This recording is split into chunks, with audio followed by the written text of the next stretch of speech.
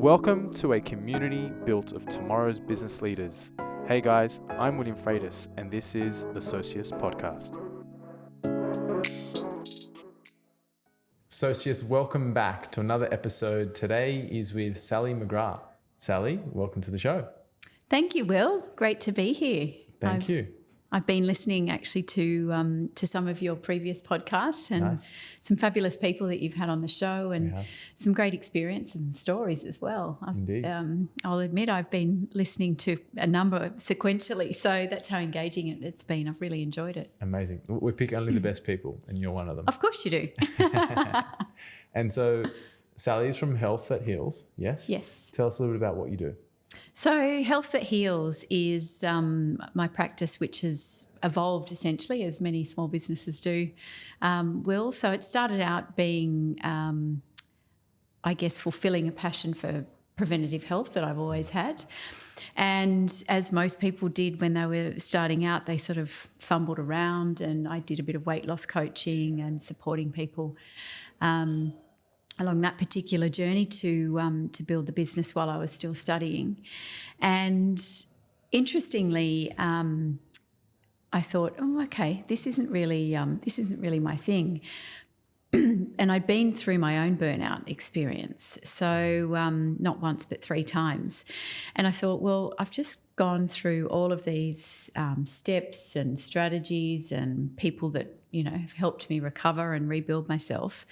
And studying was part of that. And I thought, what am I doing weight loss? It's really, it's great, but there was a lot of people in the marketplace, and I thought, I've just been through a pretty life-changing experience. So if I've been through it, I'm sure others have. And interestingly, this is way before COVID. Yeah. So burnout wasn't even really on the radar at that point in time, sadly. Certainly wasn't a word that we hear frequently, nor were we hearing mental health. So I guess out of a negative situation does come a positive, as my mum always said. And through the COVID pandemic, burnout's really been, put on the table to talk about. So essentially through my own downfall, as I said, not once but 3 times experiencing burnout, is how that Health That Heals came to be. Amazing. And I think it's such a perfect time to talk about burnout, because there are so many different factors that can go into burnout. Obviously there's the hustle culture of everyone trying to, build either their side business or their main business and continue pushing harder and harder, longer hours and more output. But I think particularly where we're heading in terms of the economic timing, there is quite a bit of pressure on business owners as well as individual families dealing with interest rate rises, mortgage stress, employment stress. We're seeing people being laid off. Pressure is mounting. And so I find they're just increasing the amount that they work, taking on a second job or working harder and longer. And I think that can be, fraught with danger, because burnout can arise. So I'm really looking forward to this discussion. For one, you've obviously dealt with it 3 times. I want to know, how is it that you dealt with it 3 times? How did you fall into it 3 times? Yeah, great question. And I get asked this a lot because 3 times is quite significant. And I think that's the exact reason I'm doing what I'm doing, because if you don't address burnout when it comes up, it will come back, and it will come back time and time again until you actually address it. And in my case, the first time I had burnout, I thought, I've just taken on a bit much, as you just referenced, Will. I was involved in a consulting business which was building and growing, and I also had my own personal training fitness business on the side, essentially, and building that, growing that, and the client base grew. And so before I knew it, I found myself, awake at 4:30, up at 5, training, quick change into the office, working all day, and then training in the evening again most nights a week. So needless to say, do that for a few years and that will burn you out. So that was experience 1. If you don't mind me jumping in, what was it that drove you to work effectively 2 roles, 2 jobs. You know, what drove you to want to do that? Where did the desire come from? I always wanted to pursue health and fitness. Got it. And at the same time, it was about, having a stable work. I was involved in a business, part owner in a business at that time as well. And interestingly, this is something that I come across all the time, is it's ambition, Will, and also what I grew up with as a kid. My parents were exceptionally successful, and I guess the way I saw success was work hard. They built and They bought and sold news agencies around 30, 40 years ago. And in those days, you would buy a business with a specific territory, and that essentially had a value of goodwill on it. So it was an intrinsic value. It wasn't necessarily a quantifiable value. So what they would do is go around and look at areas that were run down, where there was opportunity to rebuild the business, grow the business. And essentially what they would do is buy something that was run down, had potential, and build that up into a thriving business and then sell it off. So they did that, at least 20 years. I don't know how. Because I know that's certainly where my work ethic came about, and I guess where I saw my parents do it, so that's what I did. Yeah, there's always a reason behind wanting to push even further, right? Definitely. Whether it's your upbringing, or whether it's a desire to achieve more, but underlyingly that ambition comes from somewhere. Yeah. And I resonate with that because, look, I love ambition. I love ambition in people. But there's a perfect balance, isn't there? Tell us more about how you can, I guess what the danger of ambition is, because you're now going to tell us about the next 2 times. And I'll come back to the perfect balance as well, because that's something that I think we need to address, especially around the subject of burnout. Yeah. So the second time was I had let go of the PT business, so I wrapped that up and sent my clients to other PTs in the area. They weren't thrilled, but I had no choice. And I had been working in this business, in the same consulting business, for a period of time. The business was growing, and we went from 4 to about 10 people in 12, 18 months. So it was a substantial period of growth, and it just quite honestly got beyond me. Training and getting, up to 6 people at one time up and running in a business was no mean feat. And then you add to that the financial pressure that you mentioned earlier on in a small business, and mouths to feed essentially. So just constantly, pressure for the business to perform, rent to pay, outgoings, all that sort of stuff. So it just got exceptionally stressful. I found myself almost working around the clock. I just couldn't switch off. Even when I wasn't working, I was thinking about work. I felt like I was addicted to a laptop at that period of time. And essentially, one of the partners in the business came to me and just said, are you all right? And I said, actually, no, I'm not. And anyway, I thought I'll go and have a week in a day spa or a retreat or something. So I went away and had a week or 10 days in a retreat, and that was fabulous. I did chill out, I did relax, but I didn't fix the core issue. And that's why the third time it essentially was quite life-changing. I had to sell my share in the business. Literally, my body stopped me in my tracks. I essentially had a breakdown.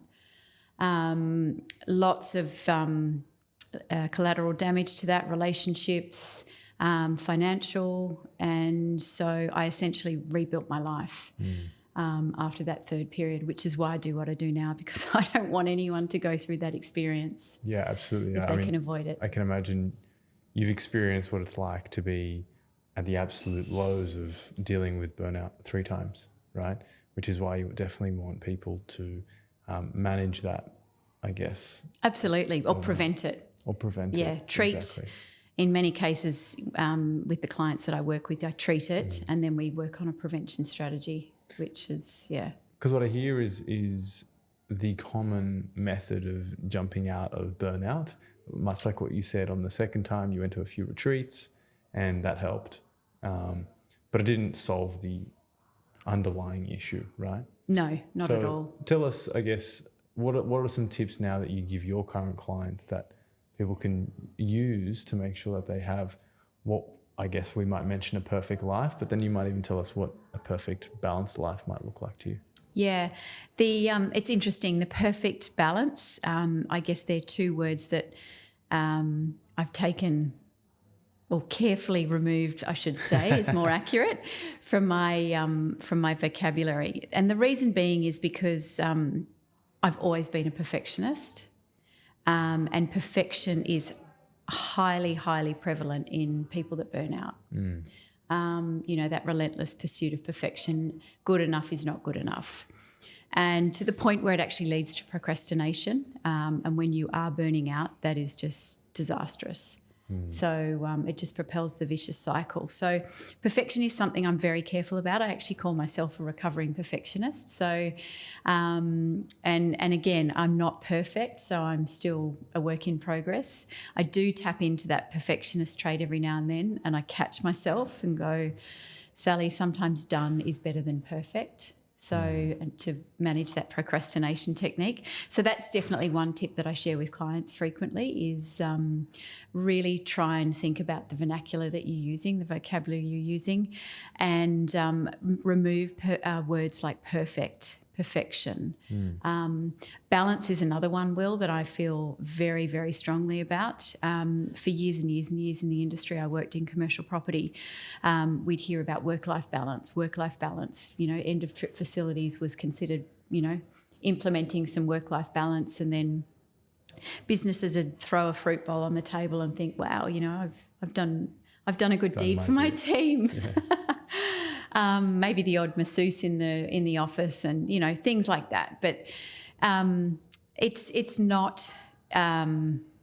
It's a nice to have. It's not sustainable. It's not preventative in a sustainable way. So, as far as balance is concerned, I actually work towards a work and life synergy now. So, there are times in life where, yes, especially in business, as you would know, and for your listeners there, I know there's a lot of self-employed amongst your listeners. So, in business, it's very much about a work and life synergy. So.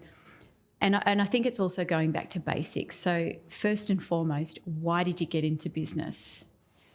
And often when I speak to people about the reason they got into business is first and foremost freedom, flexibility of time, doing things on your terms when you want to do them, and of course financial benefit and gain. So I think we're very quick to forget why we got into business around that freedom piece. So as far as managing the balance, I think it's really, really important to replace the word balance with synergy.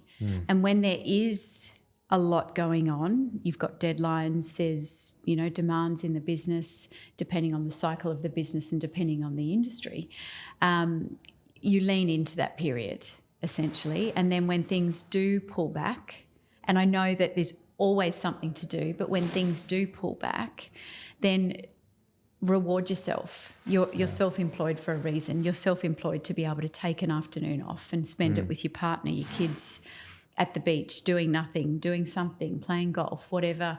I think we can take it another step forward in the sense that one of the things that we've really pushed with our listeners is that everything we talk about is just as much for the business owner as well as their team.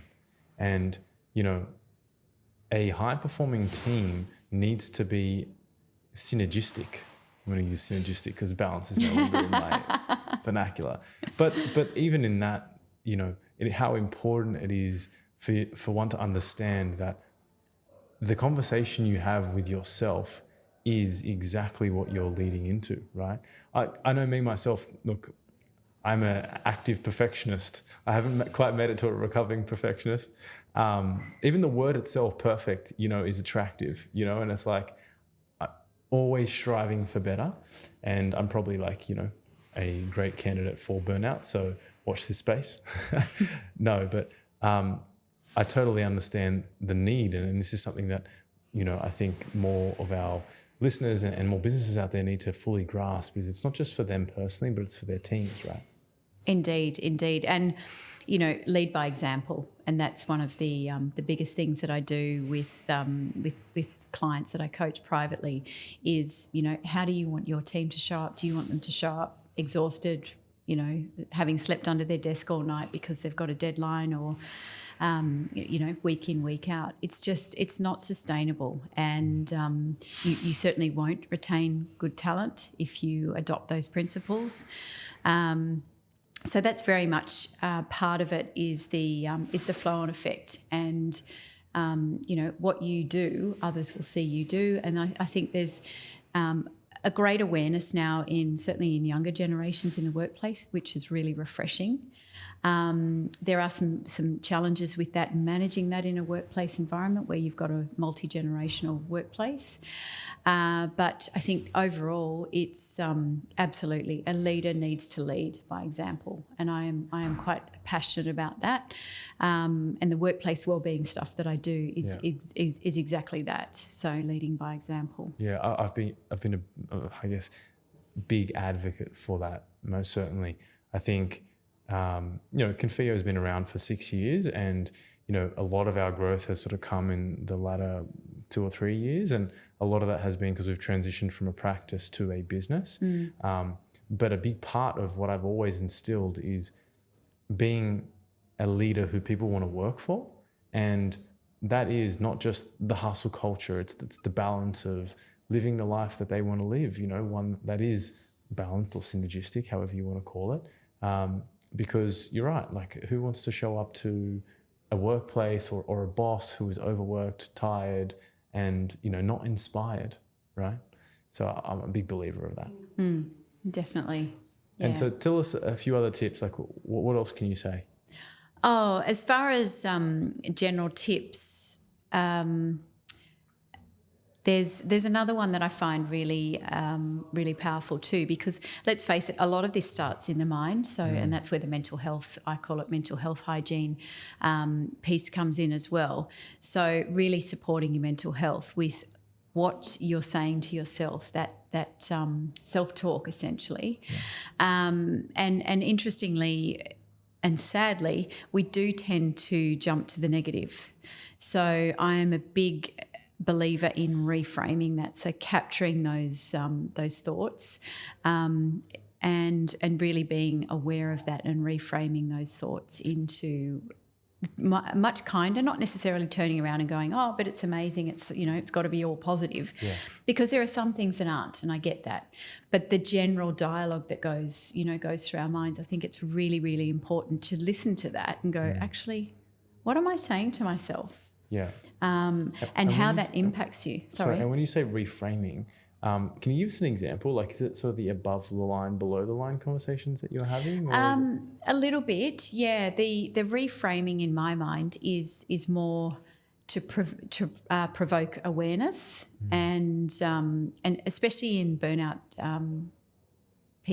out people, there is this hardwired behaviour which has taken a long time to integrate, and therefore takes a long time to unwire, if you like. So capturing those thoughts and actively saying to yourself out loud, in some cases, I suggest some clients do this, hearing that thought and going, actually, stop. And I often say to people, name that voice. Who's that voice? Call it a name. Call it someone that you maybe, choose not to have in your life, or name it. Essentially to, I guess, name and shame in a constructive way. Calling that voice and saying, okay, I've got that, you've caught that negativity, and then reframing it and going, okay, well, would you say that to your friend or your employee or your peer or your partner or your director? Of course you wouldn't. So how would you speak to yourself now? And really learning how to slow that thinking, to really rewire. It does take time. It is tiring, and I hear that from clients all the time. But when they start to do that without really thinking, and then fundamentally changing the self-talk, the results speak for themselves. And how would you suggest that, I guess, a business owner can approach their team to talk about mental health or well-being in that sense? Because sometimes there's a very fine line between some employees or some team members who are happy to openly discuss some of the mental health concerns or elements, whereas some are quite closed off. And there's a very fine line between being the business owner who's poking and prodding and trying to get into personal issues where they probably don't need to be. So what sort of advice would you give around how to manage that? Is it through external help? Is it through an internal program? Is it regular conversation? Tell us some more. It's definitely a combination, and depending on the size of the workplace, the organisation, the business, you tend to get to know people in a smaller business fairly well. You're aware of their behaviours, or you're aware of their work style, their routine. So I think as soon as you start to see something changing, check in and have a conversation. Often I suggest people do a walk and talk, so a side-by-side conversation rather than a face-to-face. That can be a lot less confronting for someone that might be struggling, and asking open-ended questions. So, and maybe focusing it around work first rather than deep, digging into their personal life, because that can be, quite intrusive for some people. Some people are quite private. Yeah. So I think the thing that I've seen work really, really well, that's very simple and doable, is just take a moment to prepare a few open questions. So, and as I said, focus it around work. So you might say, just so, let's grab a coffee and just go for a walk. It's a great day outside or something. I'd love to chat you through, the recent project we did, get your feedback, and, maybe we can do it better. What did we learn from it? And you open the conversation with something that is familiar to both parties, and then just direct it to where you want it to go. Often in that situation, you'll get people opening up. Look, I think I'm a big proponent that business is personal. And I really enjoy getting personal within the business. And, I find it funny. I hear that tip, and sometimes I take out the team for a quick walk or for a meeting, and they're like, "Oh, did I do something wrong?" It's like, no, we're just going for a quick chat. I think regular check-ins are fantastic. And I love the idea of a walking talk meeting, because one, you're out getting some steps, being healthy, and you're openly discussing matters of concern, whether it's mental health or just the business in general. Yeah. Perfect. What other tips can you give us? What else would I suggest that work regularly? I have a theory too that I learnt from a previous colleague, actually, years ago, or partner in business, and this is essentially how we would then go on and make decisions. It's essentially the red line. So you have a red line, and above the red line is disastrous. Below the red line is let it go. So it's essentially the case of going, okay, there might be a problem. I'll use an example. You might at some point, and I use it for employee and employer, so it's a high stress situation. As an employer, you have an individual come and resign. And of course, initially it's shock, disbelief. I think especially in a small business, it's hard not to take it personally, because you put blood, sweat and tears into people to grow them in the business. Okay, so in the employer situation, you've had an employee come to you and resign. As I said, shock, and then where do you go? Do you go fight, flight, what the hell do we do? Who do we get to replace? Do I say to this person, no, stay, and, negotiate? Depending on what the situation is, there's several situations that could go forward there. But I think any person that's been in a position of employing people, their stress levels would rise, even if it's only a small bit. So then you look at it and you think, okay, is it above or below the line? That is probably above, depending on the role that the person has in the size of the business. So you really need to sit down and go, okay, how are we going to plot this out? Because it's going to peak the stress levels. Something for an employer below the line would be, okay, someone coming in late, and they've done it, 2 or 3 times in a week. In the scheme of things, it's not great. But in the scheme of things, it's a case of sitting down, having a conversation, maybe doing the walk and talk. Yeah. Is everything okay? I've noticed this, etc. Just want to check in and make sure you're okay. It's not like you to be late. You've been late a few times. Is everything all right at home? Can we help you, etc. So that, in my mind, is below the line. But it has the potential to go above the line because it can upset the equilibrium of your stress levels, just depending on, how you manage stress.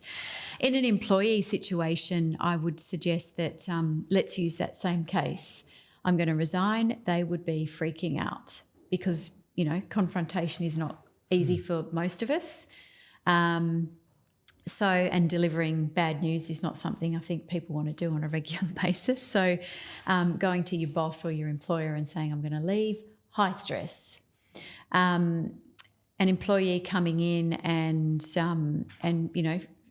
sharing some good news, low stress for them. So above or below the line, I think, is the red line, essentially. So the red line is like, wow, okay, something needs to be done here.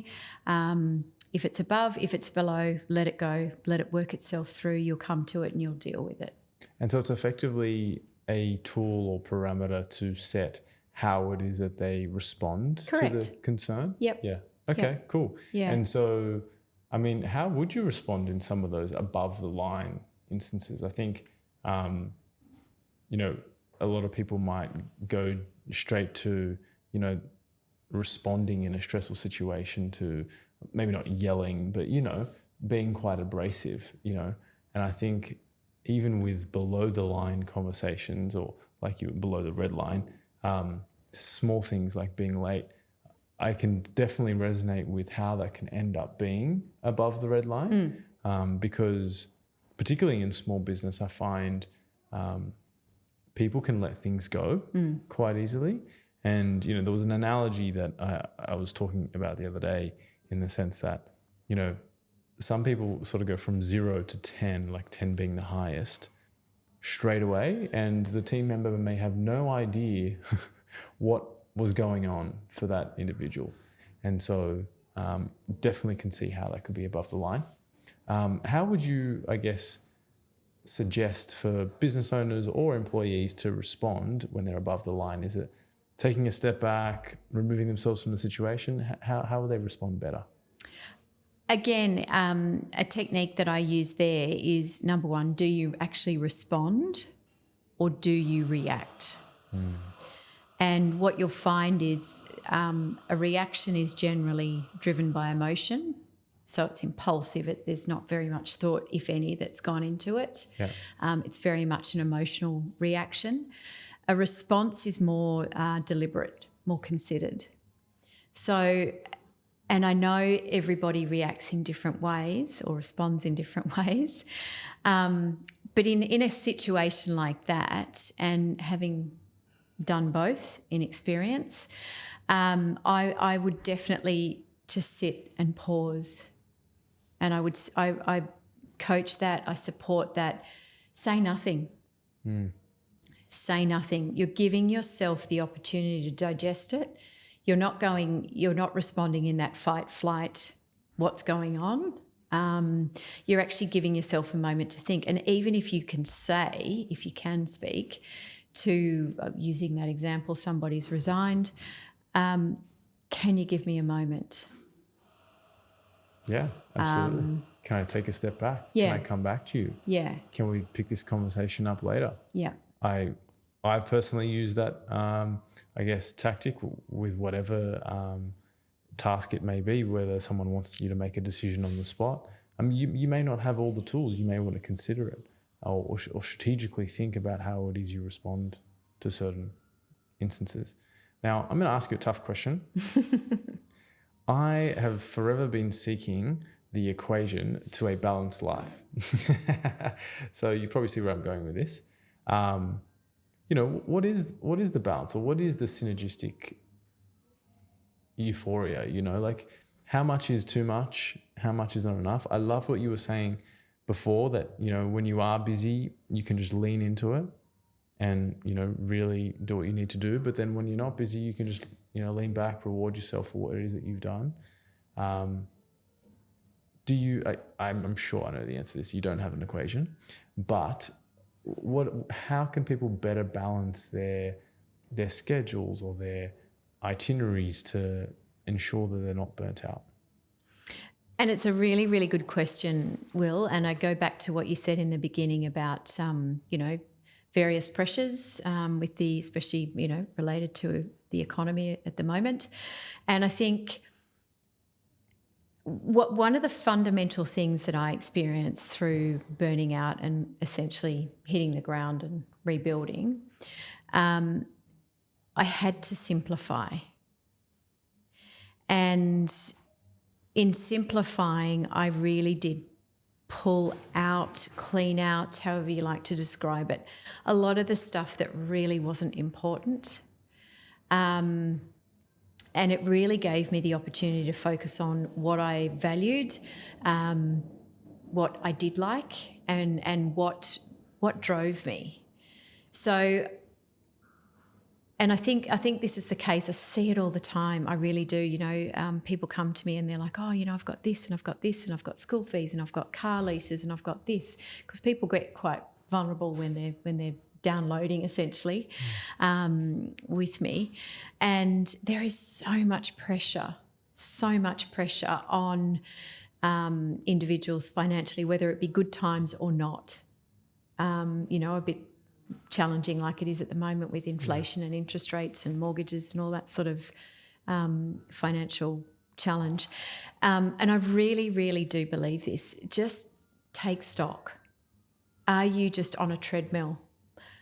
And I'll call it, are you just trying to keep up with your neighbours? Are you trying to keep up with someone else? Is it because you want to have the latest and greatest model of car, phone, laptop, handbag, you name it? It comes down to those fundamental core values. What is important to you? So how much of your role is effectively life coaching and establishing what it is that people want? A lot of it. A lot of it, because the framework, whether it be in the workplace or individuals, is essentially about what is going on in your life, in your what I call primary health. And primary health is the food that nourishes us, but it's not what we eat or drink.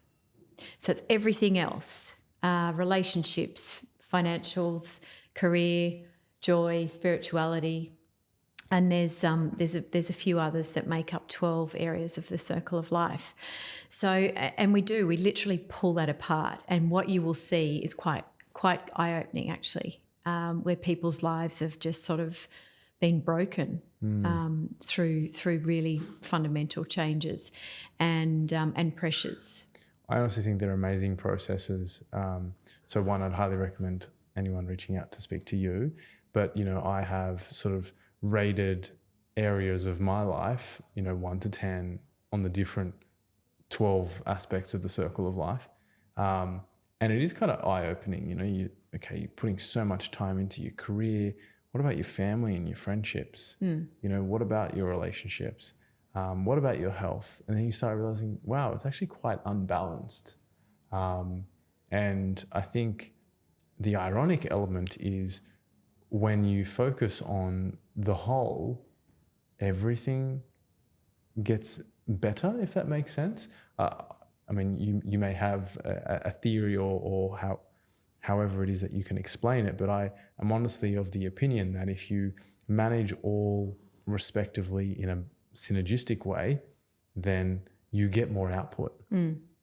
So big believer of, I guess, managing your personal well-being, I guess. Yeah, absolutely. And as I said, it's a case of, okay, what does need attention? And at some periods in your life, your family will require more attention than work. So it's planning as best you can, very much so, and then just you've got that level of ability if things do go a bit pear-shaped, need more attention, because if you're just going full on 24 hours a day, 7 days a week, month in, month out, year in, year out, because that's what happens with burnout. It doesn't happen overnight. Yeah. It generally takes years of ingrained habits. Absolutely. And I think, look, I just want to emphasize for the listeners to really take on what you've mentioned in this podcast, because where we're heading, I guess, from an economic standpoint, I only hear more and more people wanting to take on more, if that makes sense. We released a podcast recently about setting goals and fast goals, and amazing setting goals and getting really inspired about what it is that you're looking to create. But I'm finding, sometimes you can push a little bit too much, and there's a balance, right? There's an element of finding the right areas to put your time and energy into that, because we could talk about this for hours, but the whole idea that time management is a thing. It's choice management. Where you choose to spend your time or your energy or your resource is what you're going to get reward from. Definitely. So, thank you for spending the time on our podcast. Some people may want to reach out to you. So how is it that they can find you?